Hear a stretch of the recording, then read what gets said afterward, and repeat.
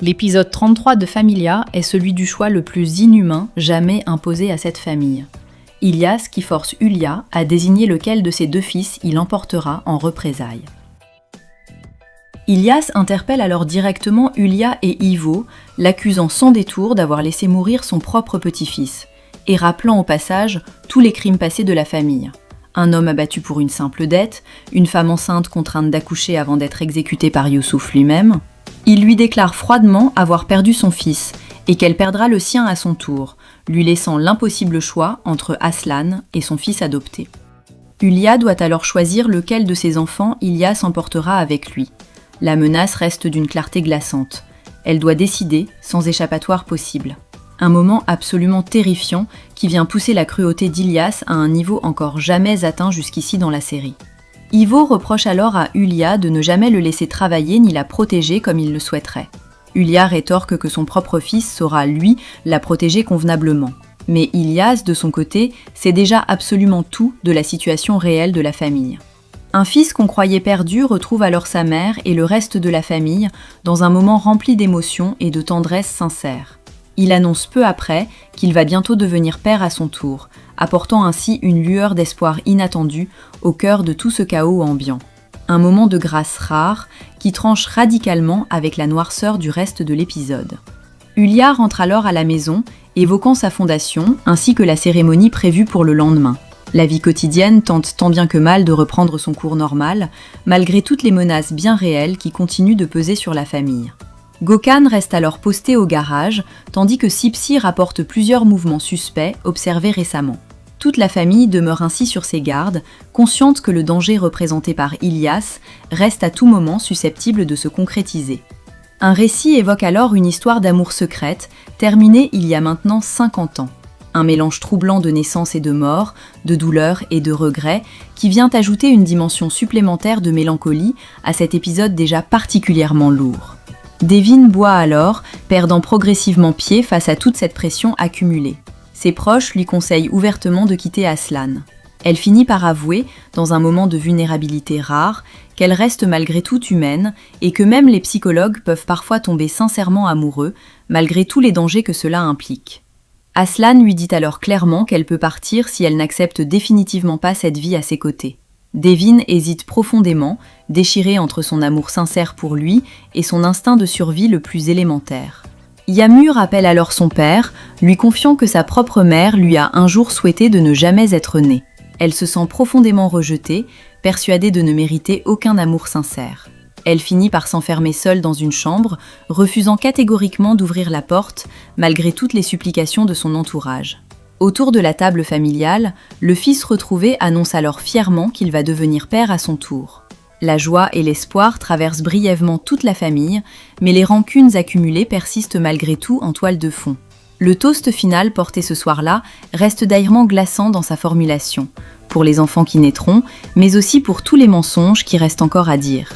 Ilyas accuse alors ouvertement Yagmur de mettre en danger toute la famille par sa seule présence. Elle se retrouve rejetée et insultée, traitée sans ménagement comme un simple fardeau encombrant. Une cruauté supplémentaire qui vient aggraver encore davantage la détresse psychologique déjà profonde de Yagmur. La famille frappe alors désespérément à la porte, suppliant Yagmur de bien vouloir enfin ouvrir. Mais celle-ci continue de répéter qu'elle n'est décidément qu'une simple charge pour tout le monde, sombrant chaque minute un peu plus dans un désespoir profond et inquiétant. Un proche tente alors de la réconforter, lui assurant sincèrement qu'elle mérite le meilleur du monde entier. Mais Yamur continue malgré tout de pleurer sans relâche, persuadé intérieurement d'être totalement inutile à tous ceux qui l'entourent. Yamur lit alors une lettre poignante, décrivant avec ses propres mots tout son état intérieur. Elle affirme ne pas être folle, mais bien plutôt détruite, comparant son propre état psychologique à celui d'une ville entièrement assiégée. Une image saisissante, qui résume parfaitement toute la souffrance accumulée de Yamur depuis le tout début de la série.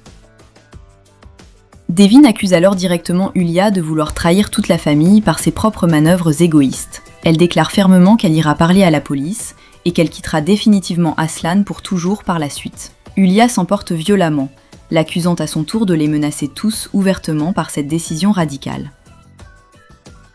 Face à Aslan, Devin confirme alors clairement sa décision. Demain, elle dira toute la vérité à la police et après cela, elle disparaîtra définitivement de sa vie pour toujours. Une conclusion d'épisode absolument déchirante qui semble enfin acter, de la façon la plus radicale possible, la fin totale de leur histoire commune. Il vaut la peine de s'arrêter un instant sur ce que représente réellement ce choix imposé par Ilyas à Hülya. Depuis le début de la série, on a vu Hülya manier la manipulation, le mensonge et le contrôle avec un aplomb presque inébranlable.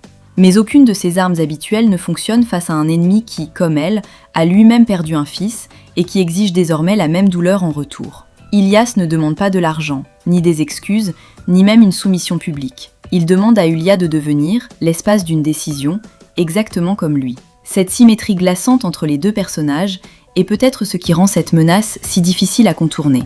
Un second parallèle mérite qu'on s'y attarde. Dans le même épisode, on voit Yağmur s'effondrer, persuadé d'être un simple fardeau pour tous ceux qui l'entourent, pendant que la famille se rassemble joyeusement autour de l'annonce d'une nouvelle naissance à venir. Ce contraste n'est jamais innocent dans cette série. Il rappelle que, dans l'univers des Soykan, certains enfants sont accueillis avec des toasts et des embrassades, tandis que d'autres, comme Yağmur, continuent d'apprendre, année après année, qu'ils n'ont jamais eu leur place nulle part.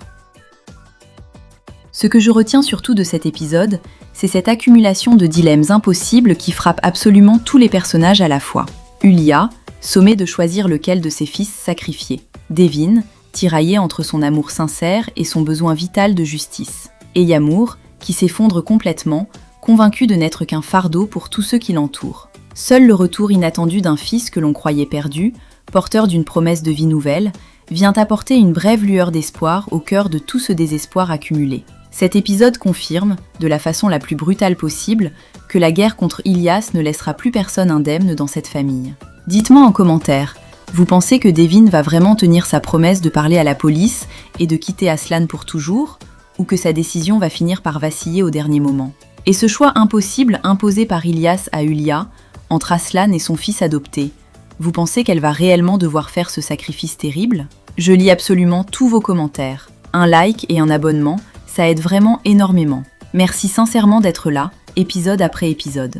Rendez-vous tout de suite pour l'épisode 34, une Devin qui va devoir affronter les conséquences de sa décision radicale de parler à la police, une Hülya écrasée par le poids d'un choix qu'aucune mère ne devrait jamais avoir à faire, et une Yağmur toujours plus fragile, qui pourrait bien être au bord d'un point de non-retour.